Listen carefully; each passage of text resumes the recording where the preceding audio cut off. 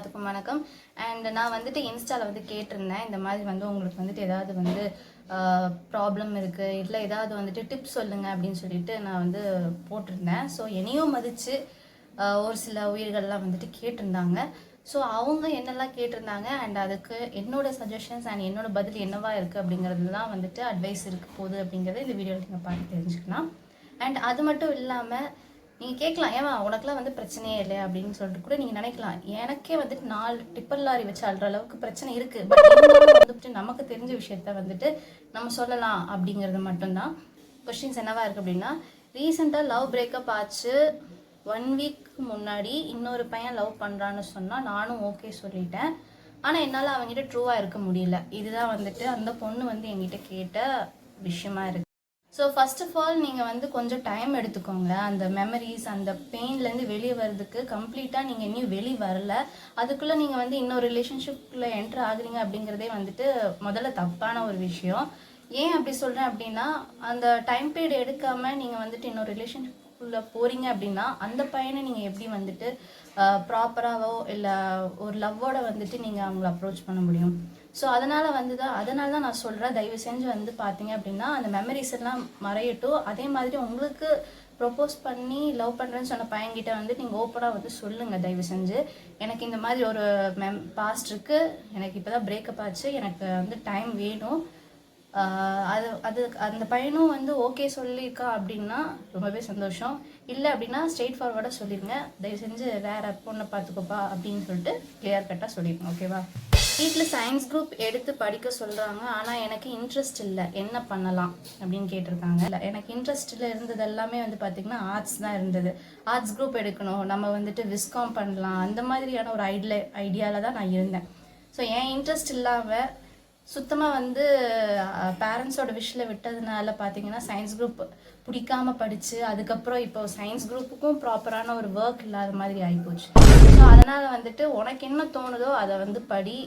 எந்த விஷயத்தில் உனக்கு இன்ட்ரெஸ்ட் இருக்கோ அதை நீ வந்துட்டு பண்ணால் மட்டும்தான் வந்துட்டு நீ உன் லைஃப்பில் ஷைன் ஆக முடியும். உங்கள் பேரண்ட்ஸ் கிட்ட தெளிவாக சொல்லிடு, நான் எனக்கு பிடிச்ச கோர்ஸ் தான் எடுத்து படிப்பேன் அண்ட் அதில் நான் வந்துட்டு உண்மையுமே ஜெயிச்சு காட்டுவேன் அப்படின்னு சொல்லிட்டு நீ அவங்களுக்கு நம்பிக்கை கொடுக்குற பட்சத்தில் அவங்க என்ன பண்ணுவாங்க அப்படின்னா, ஓகே நம்ம பையன் வந்துட்டு ஸ்ட்ராங்காக இருக்கான் அப்படிங்கிற ஒரு தாட்டே வந்து அவங்களுக்கு உனக்கு வந்துட்டு ஓகே சொல்ல வைக்கும்.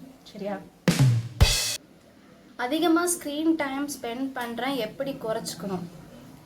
உனக்கு மட்டும் இல்லை, இது வந்து நிறைய பேத்துக்கு வந்து பார்த்திங்கன்னா ஒரு பெரிய பிரச்சனையாக தான் இருக்குது. ஏன்னா நம்ம தூங்கணும்னு நினச்சா கூட இன்ஸ்டாகிராம், யூடியூப், அது இது ஃபேஸ்புக்குன்னு சொல்லிட்டு நிறையா ஆப்ஸோட மைண்ட் வந்து நமக்குள்ளே இருக்குது. ஸோ அந்த ஸ்க்ரீன் டைம் வந்து கம்மி பண்ணோம் அப்படின்னா ஃபர்ஸ்ட் ஆஃப் ஆல் அதுலேருந்து நீங்கள் வெளியே வர்றதுக்கு ஏதாச்சும் ஒரு நல்ல ஒரு ஆக்டிவிட்டியில் ஈடுபடுறதுக்கு நிறையா வந்து முன்னுரிமை கொடுங்க.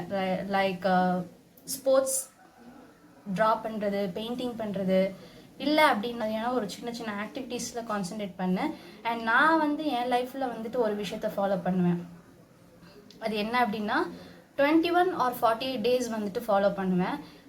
என்னங்க அது 21 or 48 அப்படின்னா, ஒரு விஷயத்த வந்து நான் மறக்கணும் இல்லை ஏதாவது ஒரு விஷயத்த வந்து நான் புதுசாக என்னுடைய ரொட்டீனில் இருந்து சேர்த்துக்கணும்னு நினச்சேன் அப்படின்னா இந்த டேஸை வந்து நான் ஃபாலோ பண்ணுவேன். கண்டினியூவாக வந்து முடிஞ்ச அளவுக்கு எஃபர்ட் போட்டு 21 days or 48 days வந்துட்டு ஃபாலோ பண்ணுறப்போ உனக்கு வந்து நல்ல ஒரு ரிசல்ட் கிடைக்கும். அண்ட் அதுலேருந்து வந்துட்டு அஃப்கோர்ஸ் நீ வந்துட்டு வெளியே வர்றதுக்கு வாய்ப்புகள் அதிகமாக இருக்குது. ஸோ ஸ்க்ரீன் டைம் அதிகமாக ஆகிட்டிக்கா வந்துட்டு அதுலேருந்து வெளியே வர்றதுக்கு நிறைய வாய்ப்பு இருக்குது. நான் ஒரு பொண்ணை லவ் பண்ணுறேன் ஆனால் சொல்லலாக்கா, அடுத்து நான் என்ன பண்ணுறது? தம்பி, நான் ஒன்றே ஒன்று தான் சொல்லுவேன், லவ்வை சொல்லுறதுக்கு நிறையா வந்து போல்ட்னஸ் தேவை. வாங்கணும், அப்புறம் தோண்டணும், அப்புறம் கட்டணும் அப்படின்னு சொல்லிட்டு வந்துட்டு ஒரு காமெடி வரும். அதே மாதிரி தான் நீ ஃபஸ்ட்டு போய் அந்த பொண்ணுக்கிட்ட பேசணும், அந்த பொண்ணுக்கிட்ட எக்ஸ்ப்ரெஸ் பண்ணணும், அதுக்கு அந்த பொண்ணு ஒத்துக்கணும், அந்த பொண்ணுக்கு சைடில் ஏதாவது இருக்கா அப்படிங்கிறத தெரிஞ்சுக்கணும். அதுக்கப்புறம் அந்த பொண்ணுக்கு வந்துட்டு ஓகே அப்படிங்கிற பட்சத்தில் வந்துட்டு நீ வந்து ப்ரொசீட் பண்ணுறது கரெக்டாக இருக்கும்னு நான் நினைக்கிறேன். ஸோ இந்த வீடியோவில் இந்த கொஷின்ஸ்க்கெல்லாம் நான் வந்துட்டு ஆன்சர் பண்ணியிருக்கேன். ஸோ இதே மாதிரி உங்களுக்கும் வந்துட்டு கொஷின்ஸ் இருக்குது அப்படின்னா வந்துட்டு நீங்கள் தாராளமாக வந்து இன்ஸ்டாகிராமில் வந்துட்டு என்கிட்ட வந்துட்டு நீங்கள் கேட்கலாம். ஓகேங்களா? என்னோடய இன்ஸ்டா ஐடியை வந்துட்டு நான் டிஸ்கிரிப்ஷன்லேயோ இல்லை கமெண்ட்லேயோ வந்துட்டு கொடுக்குறேன். நீங்கள் வந்து தாராளமாக வந்து ஃபாலோ பண்ணி உங்களோட கொஸ்டின்ஸை நீங்கள் அங்கே கேட்கலாம். அடுத்த ஒரு வீடியோவில் சந்திக்கிறேன். Until then, bye from Tinkerbell Annie.